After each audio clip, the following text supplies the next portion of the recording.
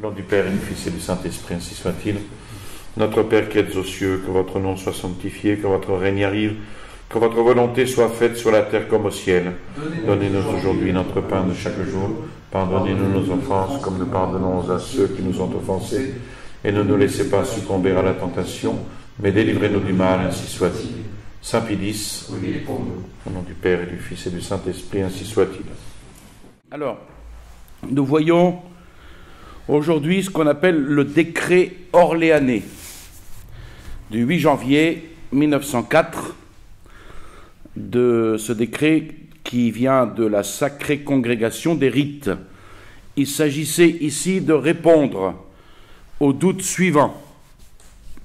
Est-il établi que les vertus théologales de foi, d'espérance et de charité pour Dieu et pour le prochain, et les vertus cardinales de prudence, justice, force et tempérance, ainsi que celles qui leur sont connexes, est-ce qu'il est établi qu'elles ont été pratiquées à un degré héroïque dans le cas et pour les faits dont il s'agit? Alors, au XVe siècle, une vierge au cœur viril, émule en courage de Déborah, de Jaël, de Judith, a pu revendiquer l'éloge de la femme incomparable des Saintes Écritures. Elle a ceint ses reins de force, elle a affermi son bras, elle a mis la main à de rudes travaux, dit l'Écriture.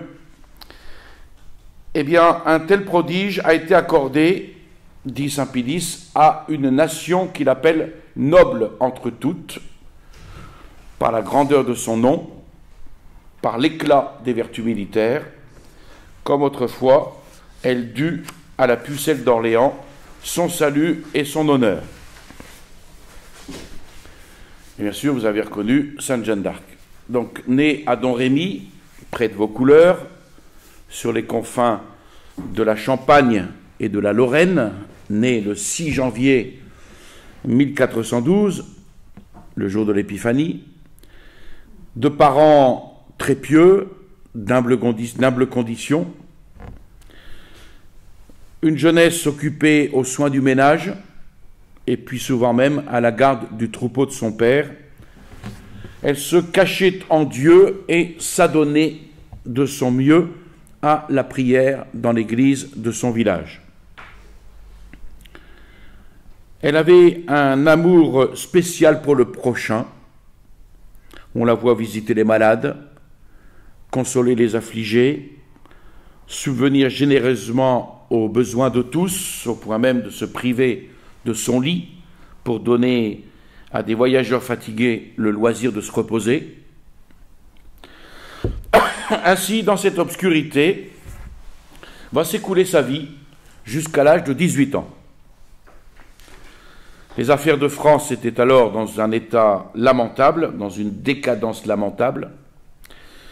Chassé du royaume de ses aïeux, Charles VII était forcé de se réfugier dans les provinces méridionales de son gouvernement, et là, serré de tous côtés par les Anglais, les Bretons, les Bourguignons, ses faibles troupes complètement décimées, ses places fortes enlevées d'assaut ça et là, c'est à peine s'il conservait le titre de roi.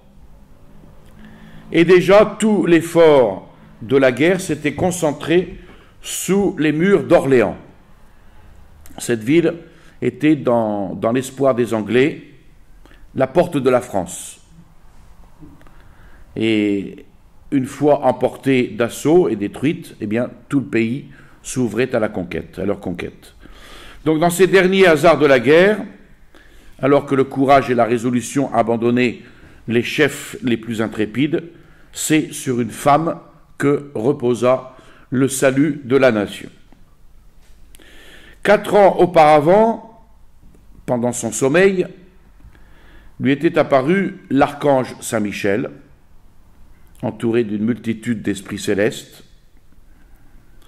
Elle avait entendu la voix de Saint-Michel, de ce prince des armées du ciel, qui lui commandait d'aller en toute hâte à Orléans et de conduire Charles à Reims pour le faire sacrer roi.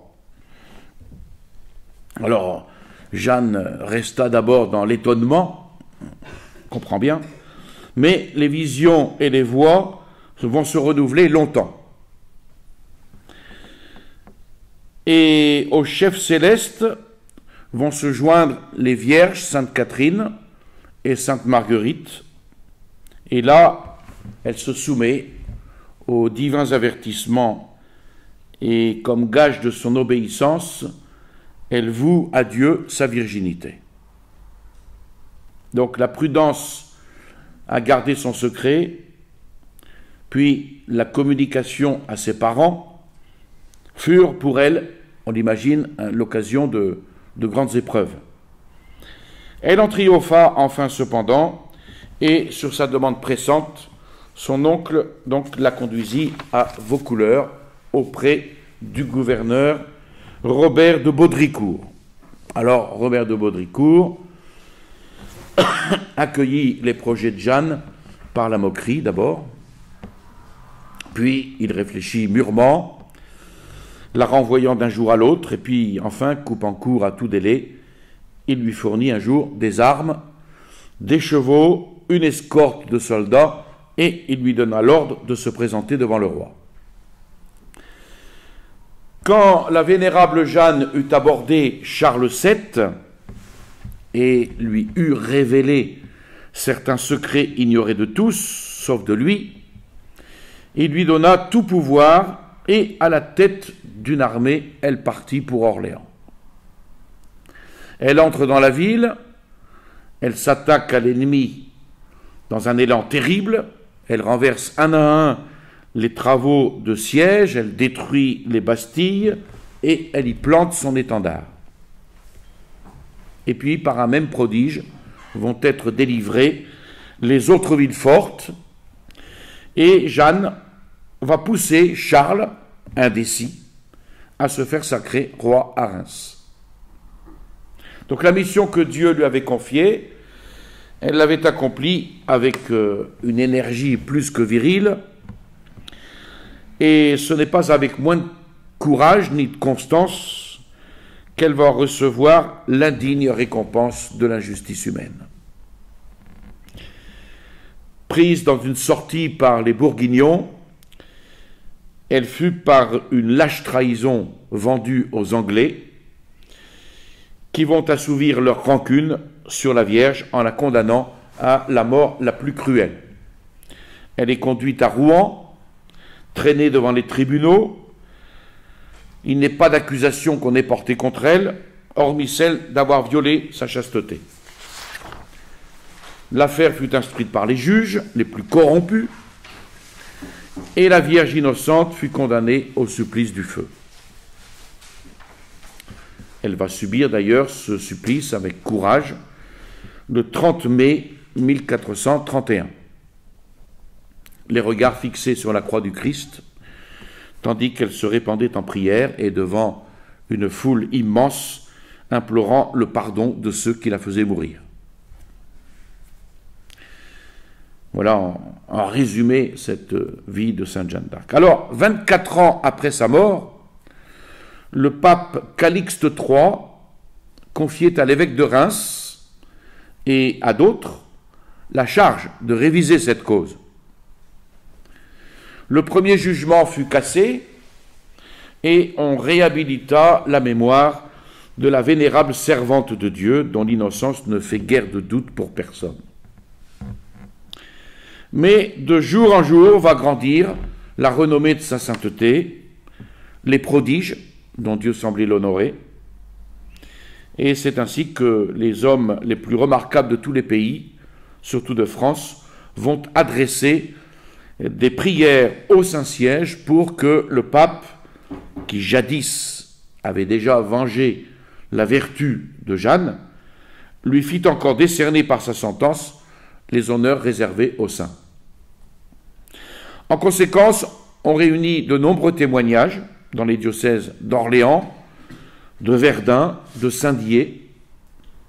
On les soumit à la congrégation, à la sacrée congrégation des rites, et c'est le pape Léon XIII qui va signer l'introduction de la cause de Jeanne le 27 janvier 1894.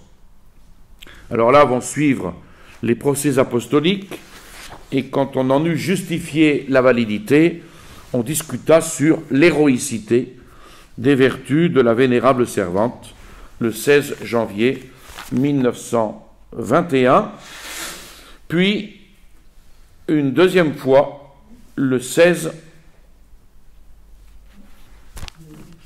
avril 1903 et le 15 décembre 1903 en présence de Saint-Pédis.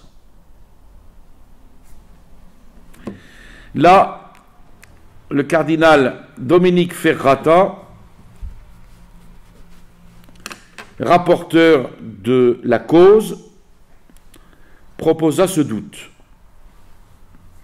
Est-il établi, un petit peu ce qu'on a vu tout au début, est-il établi que les vertus théologales de foi, d'espérance, de charité pour Dieu et le prochain, et les vertus cardinales de prudence, justice, force, tempérance, et celles qui leur sont connexes, ont été pratiquées par les vénérables servantes de Dieu, Jeanne d'Arc, à un degré héroïque, dans le cas et pour les faits dont il s'agit. C'est l'expression officielle. Donc les cardinaux préposés au rite sacré, les consulteurs de la cause, vont émettre leur vote, et ces suffrages mûrement pesés, le pape s'abstint pour le moment de rendre son jugement, et il exhorta les assistants à demander dans une affaire si grave les lumières divines. Mais en ce jour où le Dieu sauveur se manifesta au peuple par une étoile, le jour qui vit naître aussi la vénérable servante de Dieu, Jeanne, appelée à être un jour une femme brillante dans la Jérusalem de la terre comme dans celle du ciel, Saint-Pédis, après avoir célébré la messe, fit venir le cardinal Séraphin Crétoni, préfet de la sacrée congrégation des rites, puis le cardinal Ferrata, rapporteur de la cause, et le père Alexandre Verdet, promoteur de la foi. Et il proclama solennellement de son trône pontifical qu'il est certain que les vertus théologales de foi, d'espérance et de charité pour Dieu et pour le prochain, et les vertus cardinales de prudence, de justice, de force et de tempérance, et celles qui leur sont connexes, ont été pratiquées à un degré héroïque par la vénérable servante de Dieu, Jeanne d'Arc, dans le cas et pour les faits dont il s'agit, de telle sorte qu'il peut être procédé à la formalité suivante, c'est-à-dire à la discussion des 4 miracles. Et puis on sait qu'elle sera canonisée en 1920, donc il y a 100 ans. Après lecture de ce décret, Monseigneur Touché, qui était évêque d'Orléans, prononça un discours d'action de grâce. Ainsi se trouve affirmé, dit-il, par le tribunal que Dieu même chargea de protéger, l'idéal de la moralité supérieure, ainsi se trouve affirmé que Jeanne a pratiqué héroïquement ces vertus qui contraignent l'admiration des philosophes, prudence, justice, force, tempérance, et ces autres vertus qui excitent l'émulation des saints, foi, espérance, charité, humilité, pureté. Monseigneur Touché remercie Saint-Pédis d'avoir, dit-il, voulu inaugurer un pontificat dont les débuts promettent tant de services à l'Église par ce témoignage rendu à la sublime jeune fille en laquelle s'incarne le plus hautement la patrie française. Et il offre au pape cette action de grâce au nom de son diocèse. Il a suivi les progrès de la cause depuis ses origines avec un intérêt passionné. Au nom de la France, les hôtels de Jeanne d'Arc ne seraient-ils pas les seuls qui, chez nous, ne connaissent pas d'athée? Et au nom de l'Église, Église des terres sauvages, des continents anciens, des continents nouveaux.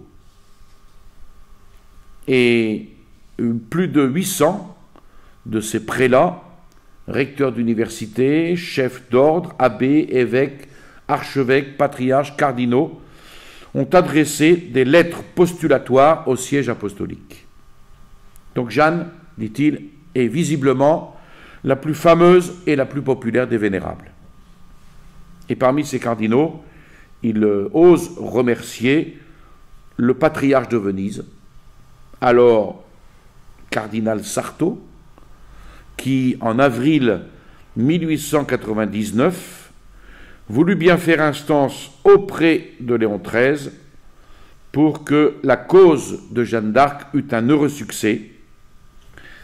Et il remercie aussi Léon XIII, qui nous témoigna une sympathie qui ne défaillit jamais. Et il termine son discours en lançant « La France, Saint-Père, est si douce quand elle est unie, et si humaine quand elle est pacifiée. »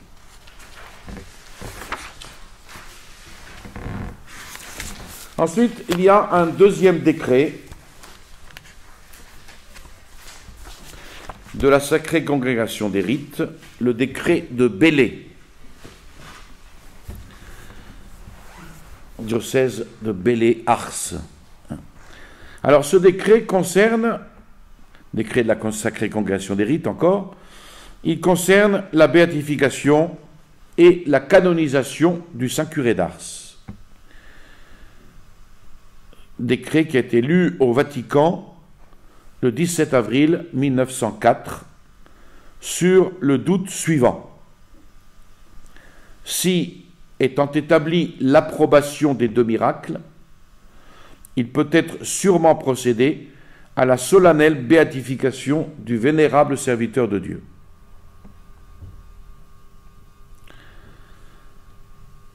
Parmi les hommes revêtus de l'ordre sacerdotal, et dont la gloire est dans l'Église de Dieu, un grand nombre s'étant acquittés de leur ministère, avec beaucoup de sainteté et de fruits. Un grand nombre de ces hommes ont joui d'une renommée si éclatante, ont marqué si profondément la trace de leurs pas, que pour ainsi dire, ils sont encore vivants dans la mémoire et dans la bouche du peuple. Ni leur vie humble et cachée, ni le champ restreint assigné à l'élan de leurs ailes, ni les passions des partis et leurs luttes civiles, ni la jalousie haineuse de leurs rivaux, ni les jugements pervers des hommes qui s'acharnent contre tout ce qui peut tourner au bien de la religion, rien de tout cela n'a empêché ces prêtres de luire comme des lampes ardentes dans un lieu obscur. Tel fut le pasteur que la France admira au XIXe siècle. Jean-Baptiste Vianney, guide et chef d'un petit troupeau, mais dont l'âme fut grande comme celle d'un apôtre. Alors vous avez remarqué que j'ai dit Jean-Baptiste Vianney, alors que nous disons Jean-Marie. Alors, il a été baptisé Jean-Marie le 8 mai 1786. Et il a été confirmé Jean-Baptiste lors du carême de 1807. Voici ce que Monseigneur Trochu écrit dans son livre sur le curé d'Ars. Le jeune Vianney avait choisi le saint précurseur pour être son patron de confirmation. Il signera désormais tantôt Jean-Marie Baptiste, tantôt Jean-Baptiste Marie, indifféremment. Voilà, explication. Alors, au milieu des ténèbres qu'avait accumulé une époque de troubles violents, puisqu'il est né en 1786, donc pas très loin de la funeste révolution dite française.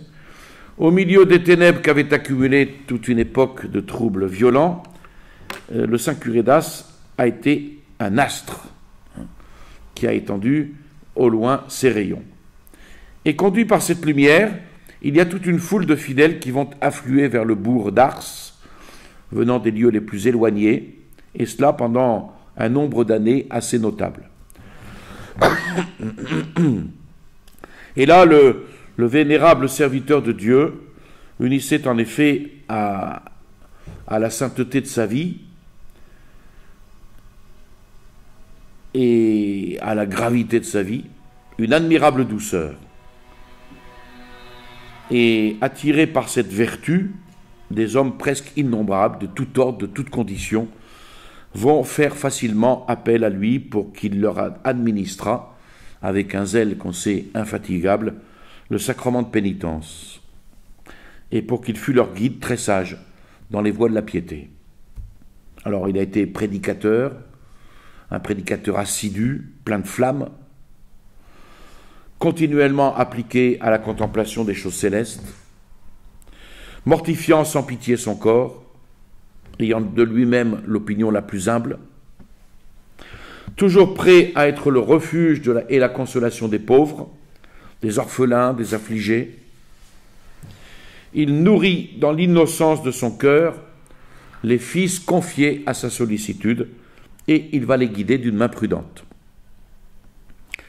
La renommée de ses vertus ayant été confirmée après la mort du vénérable serviteur de Dieu, non seulement par la prolongation des lointains pèlerinages à son glorieux sépulcre, mais encore par divers prodiges, la cause fut discutée de nouveau et un procès fut régulièrement ouvert sur les 2 miracles que saint Pidis déclara établis le 9 mars 1904.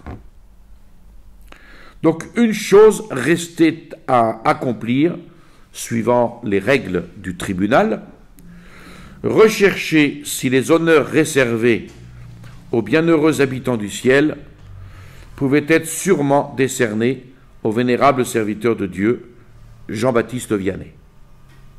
Et c'est pourquoi, dans une assemblée de cette congrégation, tenue en présence de saint Pidis, le 8 mars 1904, le cardinal François-Désiré Mathieu proposa la discussion du doute suivant: si étant établie l'approbation des 2 miracles, il peut sûrement être procédé à la solennelle béatification de ce vénérable serviteur de Dieu.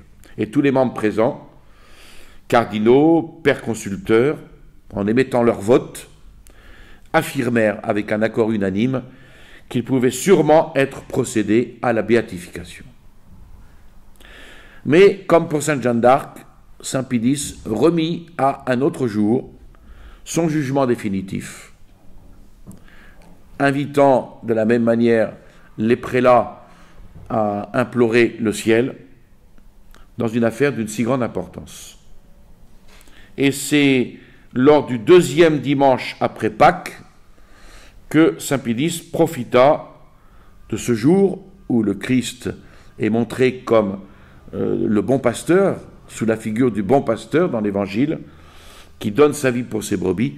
Évidemment, il choisit ce jour pour proclamer, suivant les rites, qu'il peut être sûrement procédé à la béatification, à la solennelle béatification du vénérable serviteur de Dieu, Jean-Baptiste Vianney, et ce, en présence du cardinal Crétoni, préfet de la Congrégation des Saints-Rites, du cardinal Mathieu, relateur de la cause, du père Alexandre Verdet, promoteur de la foi, et du secrétaire de la Sacrée Congrégation des Rites, Monseigneur Panici. Et le 15 mai 1904, saint Pidis ordonnait que ce décret devint de droit public. Alors là aussi, l'un des principaux intéressés pour son diocèse, le 21 février 1904, Monseigneur Luçon fit un discours d'action de grâce. Monseigneur Luçon était donc évêque de Belley. Il rappelle au pape que cette annonce de la béatification vient comme une lumière, évidemment, une lumière à travers les sombres nuages qui passent sur l'Église de France. On est en 1904, 1905, donc des années douloureuses pour l'Église de France. Et il exprime alors combien il est redevable à Saint Pidis de ces quelques lueurs de consolation. Le jour de l'Épiphanie, Saint Pidis proclamait l'héroïcité des vertus de la vénérable Jeanne d'Arc.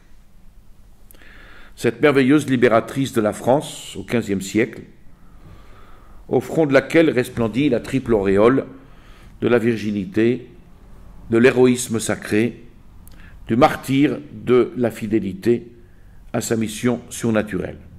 Aujourd'hui, il déclare que Dieu a vraiment marqué du sceau du miracle les vertus héroïques de cet admirable prêtre, connu dans le monde entier sous le nom de curé d'Ars. Grande joie pour toute l'Église, inexprimable consolation pour le clergé de France et ô combien opportune à un moment où le clergé était fortement attaqué. Nous sommes, dit l'évêque, en un temps où l'on nie le surnaturel, où l'on rejette a priori le miracle comme impossible, où l'on traite de contes et de légendes les merveilles de Dieu dans ses saints, où l'on ne veut voir dans les prodiges racontés dans nos livres saints eux-mêmes et dans l'Évangile que des allégories et des mythes. Le clergé catholique est en France, de la part d'un trop grand nombre, l'objet d'une hostilité aussi imméritée que violente. Voici donc un prêtre, un pasteur des âmes, un humble curé de campagne, en qui resplendit, avec un éclat manifestement surnaturel, le sacerdoce, dont l'autorité et les bienfaits sont si étrangement méconnus. Voici un serviteur de Dieu, notre contemporain, qui a renouvelé en sa personne les merveilles même dont cette génération incrédule nie la réalité et jusqu'à la possibilité.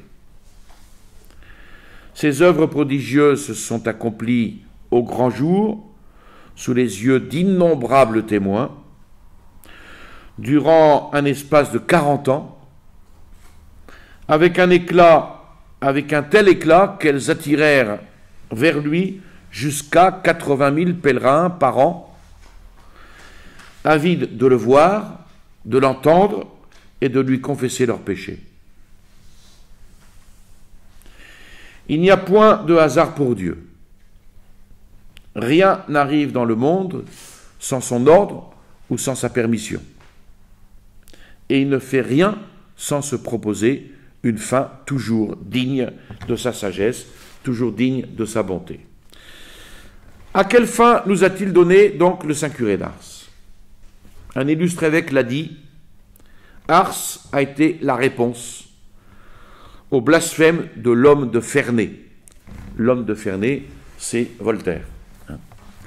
C'est Voltaire qui s'installe justement en 1760 dans le château qu'il vient d'acquérir, le village appelé Ferney-Voltaire, dans le diocèse de Belley-Ars.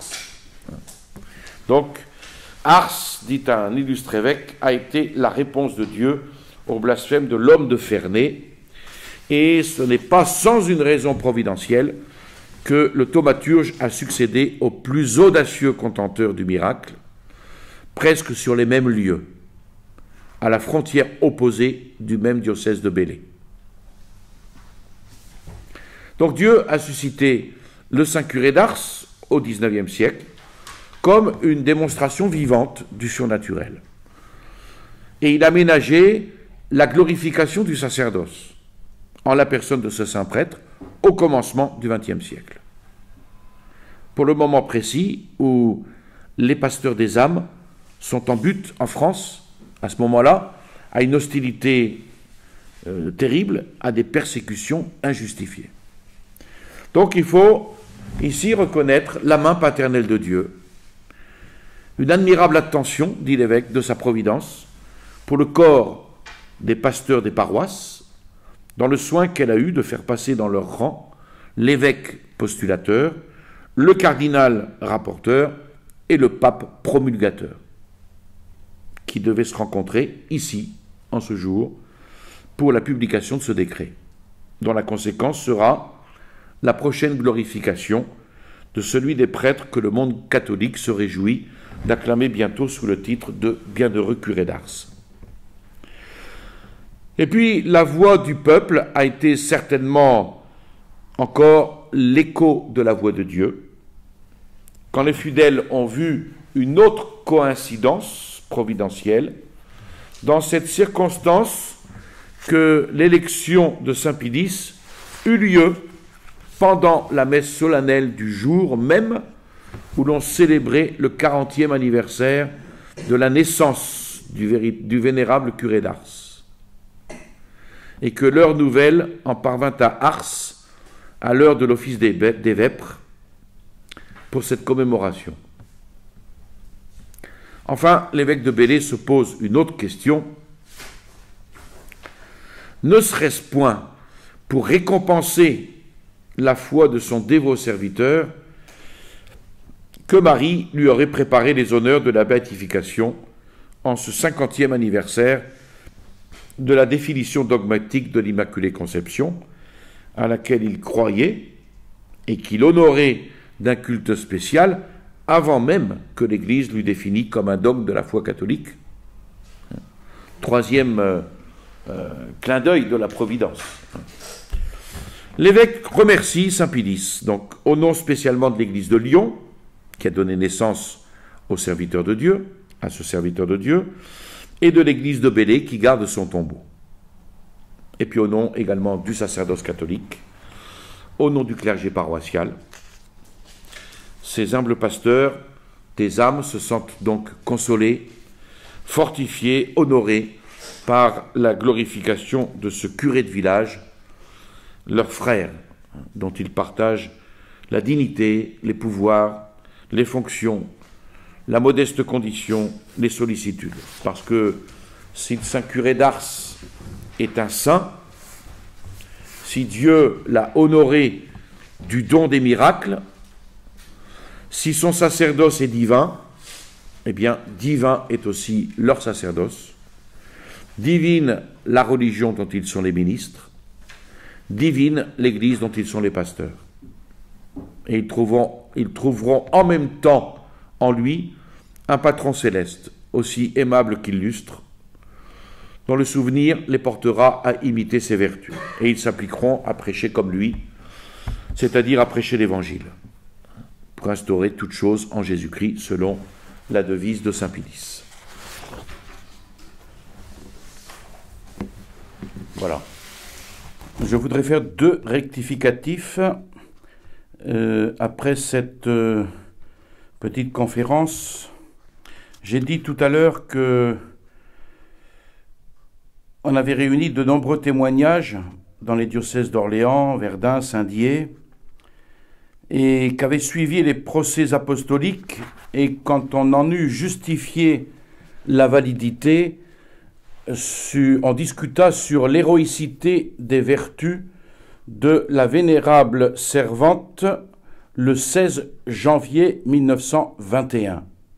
Évidemment, il ne s'agit pas de 1921, mais le 16 janvier 1901. Ça, c'est une première rectification. La deuxième rectification concerne le saint curé d'Ars. J'ai dit tout à l'heure que la voix du peuple a certainement été l'écho de la voix de Dieu quand les fidèles ont vu une autre coïncidence providentielle dans cette circonstance que l'élection de Saint Pie eut lieu pendant la messe solennelle du jour même où l'on célébrait le 44e anniversaire de la naissance du vénérable curé d'Ars à la vie immortelle.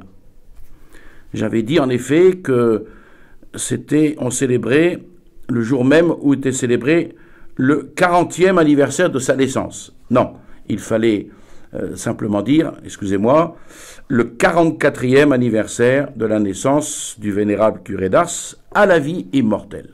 Voilà, 2 rectifications que je voulais absolument faire pour ne pas tromper nos chers auditeurs. Je vous salue Marie, pleine de grâce, le Seigneur est avec vous. Vous êtes bénie entre toutes les femmes, et Jésus, le fruit de vos entrailles, est béni. Sainte Marie, Mère de Dieu, priez pour nous pauvres pécheurs, maintenant et à l'heure de notre mort, ainsi soit-il. Au nom du Père et du Fils et du Saint-Esprit, ainsi soit-il.